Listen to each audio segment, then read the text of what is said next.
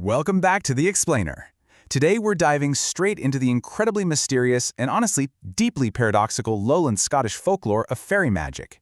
If you're used to the modern idea that fairies are just harmless, tiny little creatures with wings, well, we're about to look at a historical period where belief in the supernatural had very real lethal consequences. It was a time when the line between everyday folk medicine and deadly witchcraft was razor thin.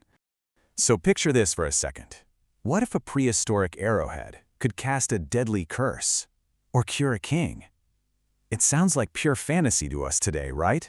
But back in the 16th and 17th centuries, this was treated as a terrifying reality. People genuinely believed that these small, ancient artifacts they found buried in the dirt held this immense, otherworldly power. It was literally a matter of life or death for the accused during the Scottish witch trials. Okay, let's establish the tangible object at the absolute center of all these historical testimonies. Elf bolts, sometimes called elf arrows. Physically speaking, these were typically Neolithic or Bronze Age flint arrowheads that rural Scots would just accidentally unearth while working the land. But mythologically, they were believed to be supernatural weapons, manufactured and used by fairies. To the people of that time, these weren't just old rocks, they were the physical, undeniable proof bridging our earthly realm with the otherworldly domain of Elphame. Now, here's where it gets really interesting. There is a striking paradox to these items. They were wielded as both a weapon of pure malice and a profound tool for medicine. On one hand, you have the concept of elf shot. This was a magical attack where these bolts were supposedly fired invisibly by fairy folk or witches, causing sudden wasting illnesses or unexplainable death in cattle and humans. But then, on the flip side, we see the exact opposite. These very same elf bolts were highly sought after as remedies. They served as the basis for herbal healing, curing diseases, and even performing divination.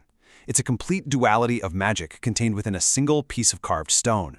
To see how this actually played out, let's look at the timeline of the real, harrowing witch trial testimonies that brought this folklore into the historical record. Between 1560 and 1680, Scotland was gripped by this massive witch-hunting fervor, and three pivotal confessions really center around this fairy magic. In 1588, you have Alison Pearson speaking of healing and divining. A decade later, in 1597, Andrew Mann testified about prophetic warnings. And then finally, in 1662, Isabel Gaudy gave incredibly detailed, voluntary accounts of malice and elf-shot. These aren't just abstract dates on a timeline. These are the actual historical voices that defined our understanding of this magical paradox. And you can see this duality perfectly when you compare Isabel Gaudy and Alison Pearson side by side. Look at Isabel Gaudy on the left. She confessed to being actively supplied with elf bolts specifically to physically harm livestock and people, a deeply malefic use of fairy power. But then look at Alison Pearson on the right. She claimed she was taught to use these exact same elf bolts to cure ailments. She even claimed to have successfully treated the Archbishop of St. Andrews with them, and to divine the future. One object, two entirely different intents, both supposedly taught by the exact same supernatural authority. Section 1. The Queen of Elphame, Mastermind of the Hollow Hills. So who exactly was running this whole operation? Who was teaching mortals to wield such paradoxical power?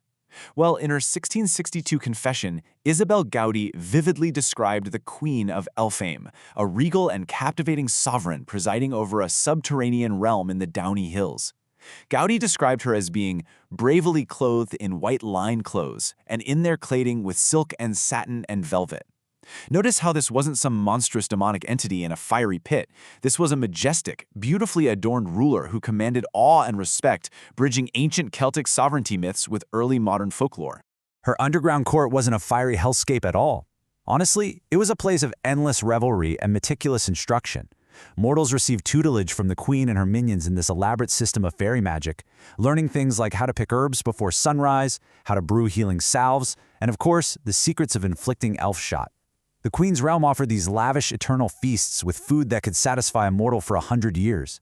She also granted completely wild supernatural boons like elf bowl companions and provided charms for shape-shifting into animals like hares and cats. And all of this happened while enchanting music played from silver strings. It was a fully realized parallel society hidden just beneath the earth. Section 2. Forged by the Elfsmith, the Mythological Origins.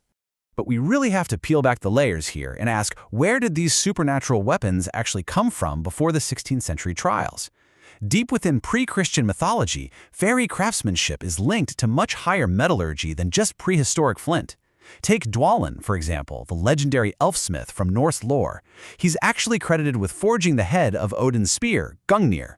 This suggests that the concept of the elf bolt has incredibly ancient roots, tying back to the master craftsmen of the gods themselves. And the materials they used? It gets even wilder. Some researchers point out that these fairy weapons might have actually utilized star iron or meteor iron. This beautifully mirrors the mythological star on the lance tip associated with the dragon ring lords of ancient European lineage. So, when an early Scot found a strange sharp stone in the soil, they weren't just looking at rocks. To them, it was the physical remnant of celestial, otherworldly blacksmithing falling from the sky. Also, we kind of need to forget the tiny little elves from modern pop culture. The smiths who forged these weren't diminutive at all. Early Nordic and Germanic dwarfs were actually normal-sized, sometimes even giant, elven alchemist smiths. In fact, the very name might derive from dwal, which is a soporific, mind-altering drink made from deadly nightshade. They were towering lords of stone and iron, crafting these magical bolts in states of deep, substance-induced trance to cross over into the otherworld. Section 3. Labyrinths to the Otherworld, Navigating the Path to Elphame. So how did one actually navigate the complex pathway to reach this mysterious subterranean realm? Well, the labyrinth is a universal symbol for this journey, but its cultural meaning shifts dramatically depending on where you look. Take the famous Knossos labyrinth of ancient Greece on the left. That was a physical trap, designed purely to imprison the dangerous Minotaur. But on the right, Celtic and Nordic labyrinths were entirely different. They were spiritual pathways meant to guide a seeker directly to the otherworld, or sometimes designed to trap malevolent spirits. Reaching the Queen of Elphame required navigating exactly this kind of psychological and spiritual maze. It's fascinating to see how diverse civilizations worldwide utilize the labyrinth to represent this incredibly complex and often dangerous journey to spiritual realization. Native Americans have the man in the maze, tracing the unpredictable twists and turns of life's journey. Half a world away in India, the Bulbalaya symbolizes the intricate path to spiritual enlightenment. Nordic cultures took a more protective approach, building Trojaborgs of stone to trap malevolent winds and spirits, while Celtic circular paths directly guided initiates to the otherworld. Even within Christian traditions, cathedral floors featured labyrinths for symbolic penance and pilgrimage. The journey to Elphame was seen as just as profound and transformative. Section 4. Reality or Delusion, the Witch Trial Debates. This rich mythological context brings us right back to the horrific reality of the Scottish witch trials and to an ongoing modern scholarly debate. Were these intricate testimonies the result of genuine shamanic trances or desperate fabrications? On the left, the supernatural reality argument suggests that these accused individuals were practicing a form of ecstatic dark shamanism.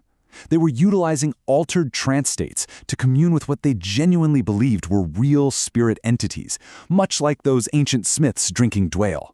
But on the right, the cultural fabrication side argues that severe sleep deprivation, extreme judicial pressure, and leading interrogators forced terrified victims to desperately blend their local pre-Christian fairy folklore with the Christian demonology that the courts demanded to hear. So, I want to end this explainer by leaving you with this provocative question to ponder.